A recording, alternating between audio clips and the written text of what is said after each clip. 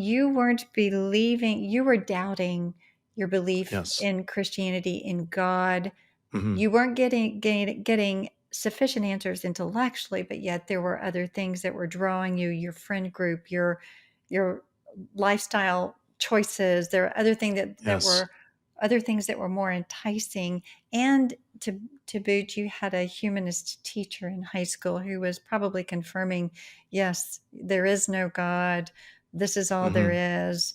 Hmm. You're but in that time, in that Hmm. period of atheism, when you were trying to tease through it intellectually, oftentimes there's a pushback against God and religion and Christianity because it's not what it should be, what it could be, Yes. you're not getting the substance there. You're seeing people live hypocritically. Yes. Oftentimes people walk away, and for good reason, but they don't necessarily know what they're entering into in terms of, well, Mm. what does it mean when I call myself an atheist? Is it just a default because Christianity isn't true? Or is it, I understand this worldview.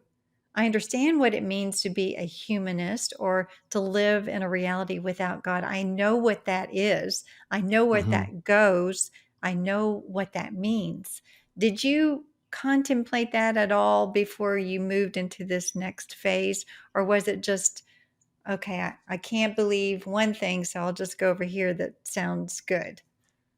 Yes, that's a great question, actually. So I skipped over a part where there was way back before MySpace, before Facebook, there was this thing called Asian Avenue, and it had a forum where you could talk about things. And because I was in the midst of my search, I started engaging in Muslims and Buddhists and atheists. And so there's this one forum where I just started Christianity versus atheism, Christianity versus Buddhism, Christianity versus Islam, Christianity versus all these different worldviews. And so I started engaging with people of these worldviews, and I realized that I was really I realized that wow I at least I thought, because I was ill-equipped to defend Christianity at all, that Christianity did not have a backbone, because I saw all of these arguments against Christianity.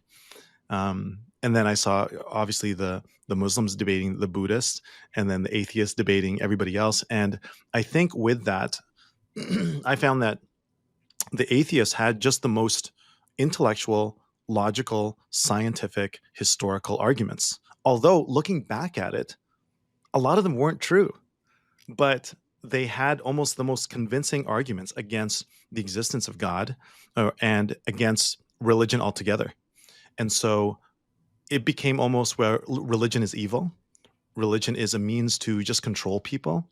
And that's what I thought. I thought, well, okay, religion is just man-made. God didn't make God didn't make man. Man made God.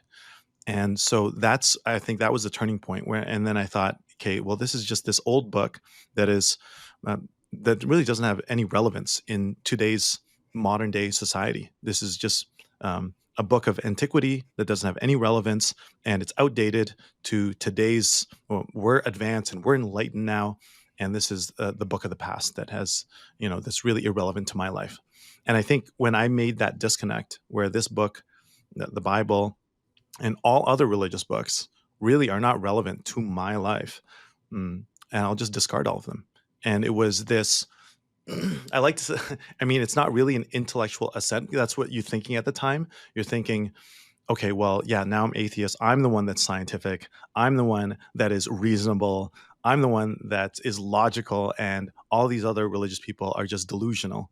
And that's where I was at the time. I really took pride in just rejecting religion altogether, because I thought religion was really evil. It was the enemy of um, intellectual honesty. And yeah, it was that point, I think, where um, I really full out rejected not just the Bible, not just God, but all religions altogether. Mm. So, yeah, that's really interesting. It must be fascinating to live in such a multicultural environment and culture that you have access not only around you but also globally through the internet. That you were willing to go there and actually engage these other perspectives on the world. And I don't mean to press this, but I'm wondering, oftentimes atheists they know what they're rejecting. They're rejecting all of the religion.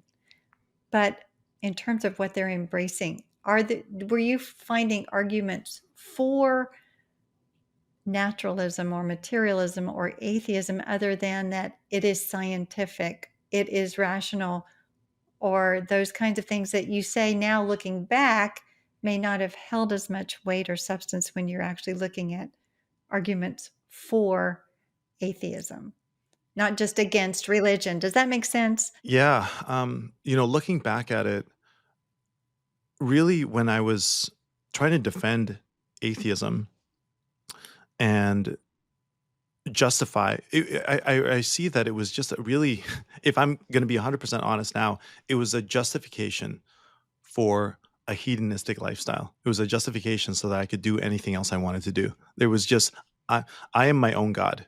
So there everything is relative. That was my kind of moral stance, moral relativity, and so I could do anything, say anything, be anything, and I don't have to feel guilty about it. Even though deep down inside, there was a nudging. I could see that now, but I think atheism allowed me to just justify everything.